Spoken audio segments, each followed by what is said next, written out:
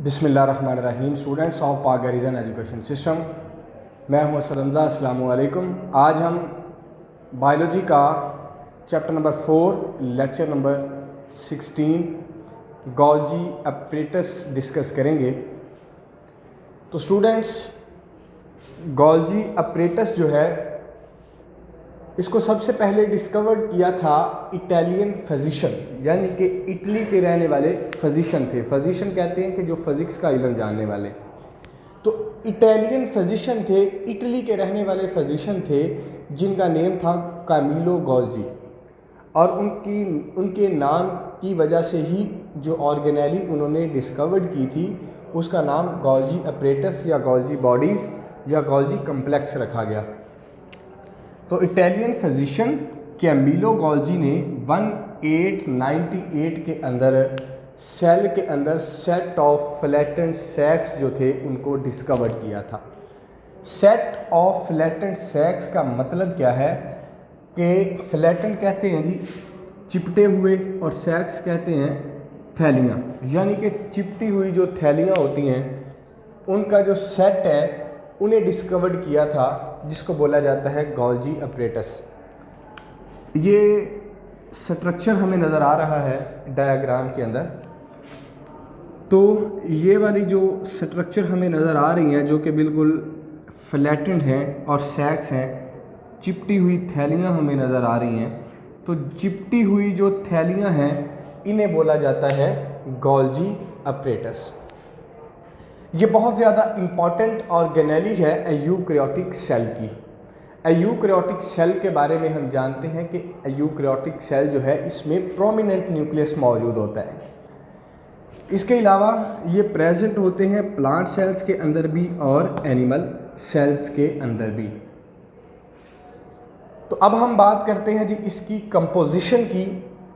तो जो कंपोजिशन है गोल्जी अपरेटस की वो तकरीबन तमाम दूसरी ऑर्गेनेलीज़ की तरह मिलकर बनी होती हैं, प्रोटीन की, लिपिड से और एंजाइम से।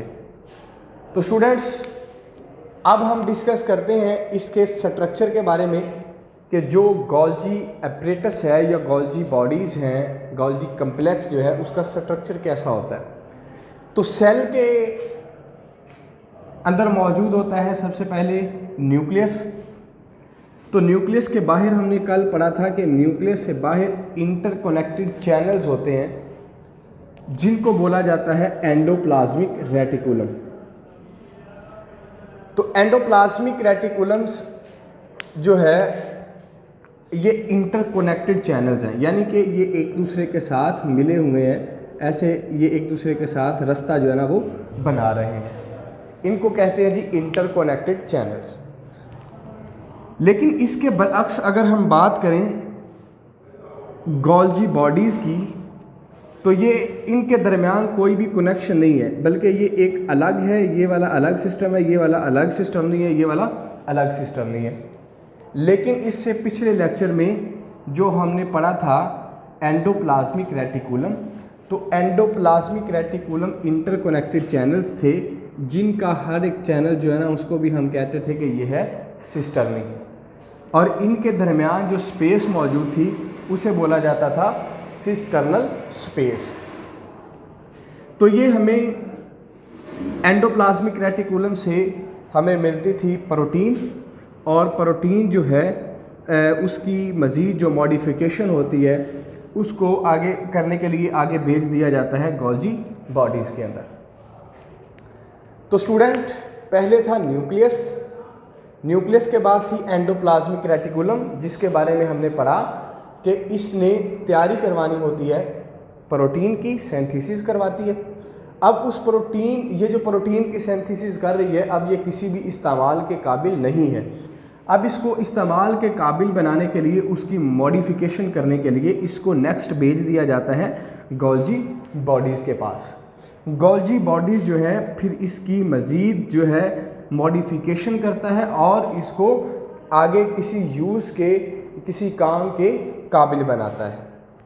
इसके अलावा स्टूडेंट इसके अंदर मज़ीद कुछ चीज़ें नज़र आती हैं। एक है सिस फेस और एक है जी ट्रांस फेस। ये 9th क्लास के जो सिलेबस है उसके अंदर नहीं है, लेकिन इसका ये एक्स्ट्रा थोड़ा सा सिस फेस और ट्रांस फेस है कि गोल्जी बॉडीज़ का ये वाला जो तमाम की तमाम है ना, इनको हम कहते हैं गोल्जी बॉडीज़। लेकिन इनमें से जो हर एक सेट होगा, हर एक अलग अलग जो पोर्शन होता है, इसको हम कहते हैं सिस्टर्नी। यानी कि ये एक सिस्टर्नी है, ये वाली एक सिस्टर्नी है, ये भी एक सिस्टर्नी है, ये भी। अगर हम इन पूरे को पढ़ें तो that is known as Golgi bodies. तो इसके दो फेस हैं, एक होता है सिस फेस और एक होता है ट्रांस फेस। गोल्जी बॉडीज़ का जो फेस एंडोप्लाज्मिक रेटिकुलम की जानिब होता है, यानी कि ये वाला जो फेस है जिसका जो कि एंडोप्लाज्मिक रेटिकुलम की जानिब है, इसे बोला जाता है सिस फेस। और जो इधर सेल मेम्ब्रेन की जानिब होगा, जो सेल मेम्ब्रेन की तरफ से नज़र आएगा, उसे हम कहते हैं ट्रांस फेस। तो इसमें होता यह है कि ये जो प्रोटीन वगैरह खारिज करती हैं, जो कुछ वेसिकल्स को खारिज करती हैं, तो वही वेसिकल जो है ना वो सिस फेस के ज़रिए से गोल्जी बॉडी या सिस्टर्नी के अंदर दाखिल हो जाती है, सिस फेस के ज़रिए से दाखिल होती है और ट्रांस फेस के ज़रिए से ये बाहर निकल आती है। इसके बाद ऐसे ही फिर सिस फेस से दाखिल हो जाती है, ट्रांस से निकल आती है, सिस से दाखिल होती है, ट्रांस से निकल आती है। तो ये जो गोल्जी बॉडीज़ होती हैं या गोल्जी अपरेटस जो है, ये उस प्रोटीन की या जो इसके पास कार्बोहाइड्रेट्स होते हैं ग्लाइकोप्रोटीन की फॉर्म के अंदर, वो इसकी मॉडिफिकेशन करते हैं और उन्हें बोला जाता है कि ये हैं जी गोल्जी वेसिकल्स बना देते हैं, जो कि आगे जाके किसी भी सेल के जो ज़रूरियात होती है उसको पूरा करते हैं। यहाँ पे एक और चीज़ है कि जो गोल्जी बॉडीज़ और जो वेसिकल्स होती हैं, यानी कि ये वाला इसका स्ट्रक्चर गोल्जी बॉडीज़ वाला, और जो इसने वेसिकल्स बनानी होती है जिसकी मॉडिफिकेशन ये करता है, उसे बोला जाता है गोल्जी वेसिकल्स। गोल्जी बॉडीज़ और वेसिकल्स दोनों को हम कहते हैं कि ये है गोल्जी अपरेटस। और अब हम बात करें सिस्टर्नी की और गोल्जी कम्प्लेक्स की। तो स्टूडेंट्स, जो मैनी सिस्टर्नी है, सिस्टर्नी के बारे में हमने पढ़ा कि डायग्राम के अंदर जो हर एक स्टैक होता है, ये वाला मेरे पास, तो इसको हम कहते हैं सिस्टर्नी। तो जो मैनी सिस्टर्नी है, ये एक दूसरे के ऊपर ऐसे ढेर बनाए हुए हैं, स्टैक हैं एक दूसरे के ऊपर, इन्होंने ढेर बनाया हुआ है, ज़ख़ीरा किए हुए हैं। अब ये जो एक दूसरे के ऊपर जमा हुए हैं, तो ये बना देते हैं कंप्लीट सेट ऑफ सिस्टर्नी, यानी कि कंप्लीट सेट बन जाता है सिस्टर्नी का, जिसको बोला जाता है गोल्जी कम्प्लेक्स या गोल्जी बॉडीज़ या गोल्जी अपरेटस। तो स्टूडेंट्स, इसके बाद हम बात कर लेते हैं जी इसके फंक्शन की। तो जो गोल्जी अपरेटस है या गोल्जी कम्प्लेक्स है, इसके 3 बहुत ज़्यादा इम्पॉर्टेंट फंक्शन है। फर्स्ट इज़ ट्रांसपोर्टेशन है, मॉडिफिकेशन है एंड पैकेजिंग है। तो सबसे पहले हम देख लेते हैं ट्रांसपोर्टेशन। तो ट्रांसपोर्टेशन में ये सबसे पहले जो इसके पास वेसिकल होती हैं मॉडिफाई की होती हैं। वेसिकल मॉडिफाई जो है in the form of membrane protein, जो कि मेम्ब्रेन प्रोटीन हमारे पास होती है in the form of glycoprotein, ये सेंड कर देता है या भेज देता है आगे सेल मेम्ब्रेन को। अब इसकी ये जो बात मैंने की है, इसका मतलब क्या है, आइए हम इसको डायग्राम में से देख लेते हैं कि जो एंडोप्लाज्मिक रेटिकुलम है, ये अपने पास, इसके पास मौजूद है जी, इसने खारिज की है प्रोटीन जो कि एंडोप्लाज्मिक रेटिकुलम ने बनाई है। अब यही जो प्रोटीन होगी या जो कार्बोहाइड्रेट्स की फॉर्म में है, जो कार्बोहाइड्रेट्स हैं, तो यहाँ पे मौजूद है प्रोटीन प्लस कार्बोहाइड्रेट्स, जिनको हम कहते हैं कि ये है जी ग्लाइकोप्रोटीन। ये आगे इंटर हो जाती है गोल्जी बॉडीज़ के अंदर सिस फेस के ज़रिए से। जब सिस फेस के ज़रिए से इंटर होती है बॉडी के अंदर, तो सेल जो है, ये जो गोल्जी बॉडीज़ है, ये इसकी मॉडिफिकेशन करता है, यानी कि इसके अंदर अगर कार्बोहाइड्रेट्स की मकदार ज़्यादा है तो उसको कम करेगा, अगर कम है तो उसके मज़ीद जो है ना वो ज़्यादा करके इसको एक बैलेंस फॉर्म के अंदर लाएगा और ग्लाइकोप्रोटीन बनाएगा। और वही जो ग्लाइकोप्रोटीन होगी नेक्स्ट वो सेल मेम्ब्रेन के अंदर या प्लाज्मा मेम्ब्रेन के अंदर काम देगी, यानी कि उसकी मॉडिफिकेशन के लिए ज़रूरी होगी। यानी कि हम कहते हैं कि यहाँ से वो निकला और यहाँ से वेसिकल्स बन के ये जो बाहर की तरफ प्लाज्मा मेम्ब्रेन है यहाँ तक आ जाएगी। इसका एक काम है, यानी कि एक तरफ से इंटर हुआ और दूसरी तरफ से ये बाहर निकला, तो ये है इसका ट्रांसपोर्टेशन का काम। और दूसरा ही ट्रांसपोर्टेशन में इसका काम होता है सेल सेक्रेशंस का, और सेल सेक्रेशंस में ये इन द फॉर्म ऑफ हमारे पास एक कंपाउंड होता है जिसको हम कहते हैं पैक्टिन, जो कि प्रेजेंट होता है मिडल लेमिला के अंदर। मिडल लेमिला हम जानते हैं कि जो सेल वॉल है उनके दरमियान जो एक खाली स्पेस होती है उसे हम कहते हैं मिडल लेमिला। तो ये इसी तरह ये यहाँ से कुछ जो हमारे पास प्रोटीन वगैरह होती हैं ये उनकी मज़ीद मॉडिफिकेशन करता है। मॉडिफिकेशन करने के बाद ये जो सेल वाला हिस्सा है सेल सेक्रीशन, यानी कि सेल से इसको बाहर की तरफ खारिज कर देगा। जो इसने मटेरियल बनाया होगा इसको सेल से जब खारिज करेगा तो इस फॉर्म को हम कहते हैं कि ये है सेल सेक्रीशन। इसके बाद आ गई बात जी मॉडिफिकेशन की।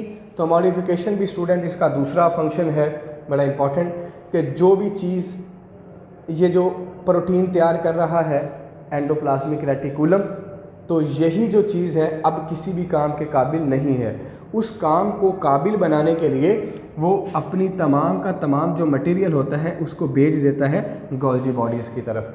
तो गोल्जी बॉडीज़ जो है उसकी मॉडिफिकेशन करता है ताकि वही जो हमारे पास मटेरियल है, वही जो कंपाउंड है, वो आगे नेक्स्ट जो है वो काम आ सके।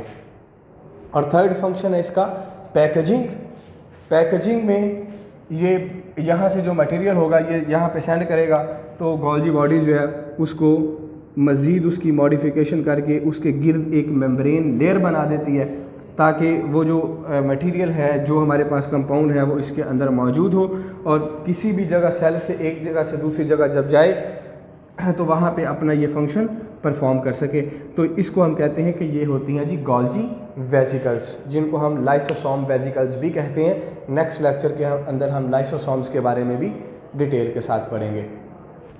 तो स्टूडेंट्स, ये था हमारा आज का लेक्चर जिसमें हमने गोल्जी अपरेटस और उसका स्ट्रक्चर और उसके फंक्शन को डिस्कस किया है।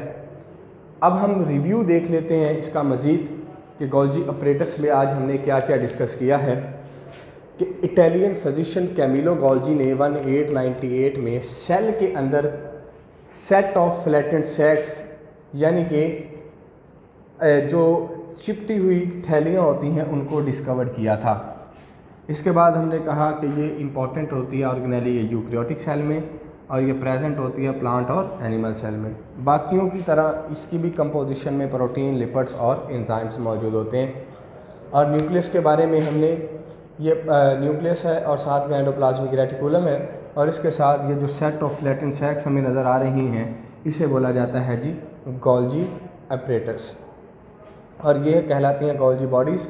इसमें हमने cis face, trans face, vesicle, cisternae, ये तमाम जो है इसको डिस्कस किया है।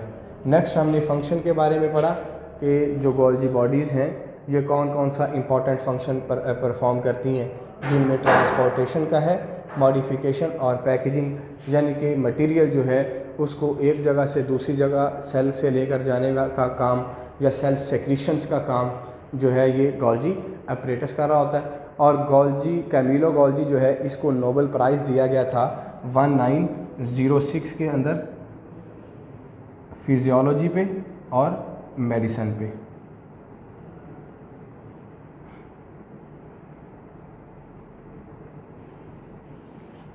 तो ये था स्टूडेंट्स आज का हमारा लेक्चर जिसको हमने डिटेल के साथ डिस्कस किया है। अगली वीडियो के साथ हम हाज़िर होंगे। अस्सलामु अलैकुम।